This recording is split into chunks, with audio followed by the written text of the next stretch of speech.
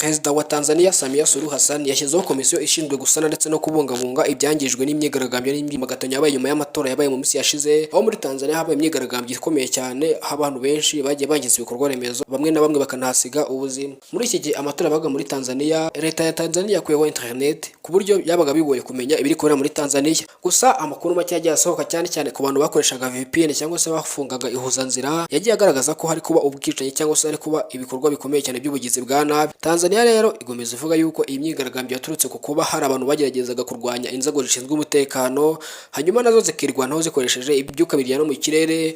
Nubwo bivugwa yuko hari inzego z'umutekano zagiye ziraza amasasu ya nyayo, hakagira n'abaturage bahatakariza ubuzima. Ibi biri mu bintu byanenzwe n'amahanga by'umwihariko abaharanira uburenganzira bwa muntu, bakomeje bavuga yuko ibi ngibi bidakwiye mu gihugu nka Tanzania kimaze imyaka irenga 60 gihumeka amahoro, nta kibazo na kimwe kirimo by'umwihariko kijyanye n'umutekano cyangwa se n'ubundi buryo bwose bushaka kubangamira ituze rya rubanda. Tanzania ni igihugu gituwe n'abaturage barenga miliyoni 60, kikaba ari igihugu gikungahaye kuri petroli ndetse n'amabuye y'agaciro, ni igihugu gifite imitungo kamere itandukanye.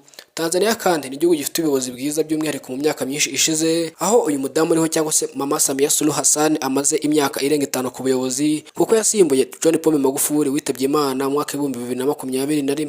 Tanzania ni igihugu gifite abaturage bonze ubumwe, yaba mu buryo bwa diplomasi, mu mibanire isanzwe cyangwa se n'ibindi bitandukanye bibahuza, ahari abaturage bafite ubumwe kandi bahurije hamwe mu buzima bwa buri munsi. Gusa ishyaka riri ku butegetsi ntabwo abaturage bose baryiyumvamo, hari abandi baturage bari ku rundi ruhande binavugwa ko aribo bagiye bazamura imyigaragambyo nyuma y'aya matora, bavuga yuko amashyaka yabo yibwa amajwi. By'umwihariko ishyaka rizwi ni iryabagirwaga n'umunyapolitiki Tundu Lissu.